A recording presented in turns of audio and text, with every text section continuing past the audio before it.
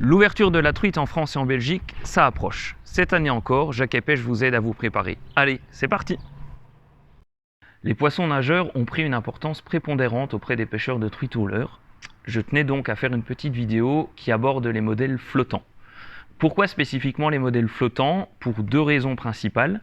La première, ce sont des modèles qui vont vous permettre de pêcher des zones inaccessibles, des endroits où vous ne pourriez pas faire un lancer direct sans risquer de vous accrocher dans les branches ou les frondaisons. Le modèle flottant, vous allez le lancer un peu en amont et vous allez le laisser dériver, le laisser flotter en fait, en ouvrant votre pick-up jusqu'au moment où il va arriver devant la bonne zone, devant la bonne cache. À ce moment-là, vous allez reclaquer votre pick-up et vous allez commencer la récupération et le leurre va plonger. Il va plonger donc devant la cage de la truite et vous allez pouvoir vraiment pêcher de manière insistante puisqu'à chaque relâché, le leurre va se laisser porter par le courant, donc reculer et en même temps remonter vers la surface.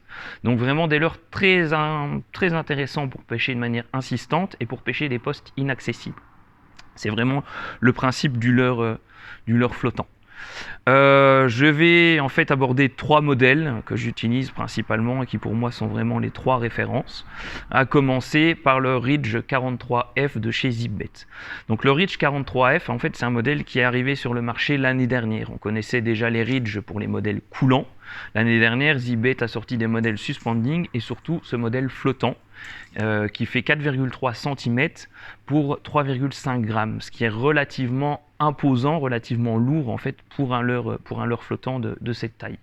C'est un modèle qui se lance relativement bien grâce au système breveté par la société ZipBait. En fait, c'est un système de transfert de masse, le McDrive, qui va se lancer loin et précisément. Au niveau du corps du leurre, vous verrez que c'est un modèle assez trapu, plus trapu que les minots truites traditionnels. Donc on est à mi-chemin entre le minot et le crankbait. Il existe 6 coloris. Moi, mon coloris vraiment, celui qui m'a rapporté le plus de poissons l'année dernière, c'est le 316. Un coloris Yamame avec un petit ventre orange qui est vraiment très efficace, en particulier au début de saison. Donc voilà pour le Ridge 43F de la société ZipBait. Le second modèle vient de la société japonaise Duo, il s'agit du Ryuki 50F. Le Ryuki, c'est un modèle qui avait été retiré du catalogue il y a quelques années dans sa version flottante et à notre plus grand plaisir, Ultimate Fishing l'a de nouveau fait produire. Différents coloris, un color chart qui reprend essentiellement les coloris disponibles aussi dans les versions coulantes. Par rapport au modèle cité précédemment, par rapport au Ridge, le corps est beaucoup plus effilé. Et le leurre en lui-même est plus léger. Ici, le leurre pèse seulement 2,7 grammes contre 3,5 grammes pour le Ridge. Quel est l'intérêt d'avoir un corps plus effilé? C'est la caractéristique première du Ryuki. C'est un leurre qui pêche bien les zones de courant et qui ne décroche jamais, même quand ça pousse très fort. Autant le Ridge est vraiment parfait pour pêcher des zones un peu plus calmes, de par son corps dodu, mais le Ryuki, lui, conviendra vraiment plus pour pêcher les zones de courant. Donc de multiples couleurs, à noter cette année deux coloris que je trouve vraiment très sympas, une réplique de truite fario avec des gros points rouges, juste magnifique, et un coloris améthyste qui va vraiment réfléchir énormément, en particulier quand il y aura du soleil et de la lumière et que vous pêcherez par eau claire. Donc le Ryuki 5 cm dans sa version flottante, deuxième choix, et un leurre qui va vraiment faire parler de lui. Mon troisième choix, je pense que c'est un leurre que tout pêcheur de truite a déjà eu dans sa boîte, c'est le fameux Rapala Original Floating. Donc déjà une chose très importante quand vous venez en magasin, ne pas confondre l'Original Floating et le Cool Down. Donc c'est les boîtes vertes claires qui sont flottantes, les boîtes vert foncé, c'est des modèles coulants. Très important. Donc le Rapala, en fait, c'est un leurre qui existe depuis des années, un grand classique au même titre qu'une cuillère Mepps ou une cuillère Panther Martin par exemple. Et c'est un leurre qui continue à prendre chaque année des milliers de truites. Moi, je vous le conseille plutôt dans sa version 5 cm flottant, donc 5 cm qui pèse 3 grammes. On parle ici d'un leurre en balsa et d'un leurre qui est silencieux, contrairement à la majorité des leurres qui existent actuellement sur le marché.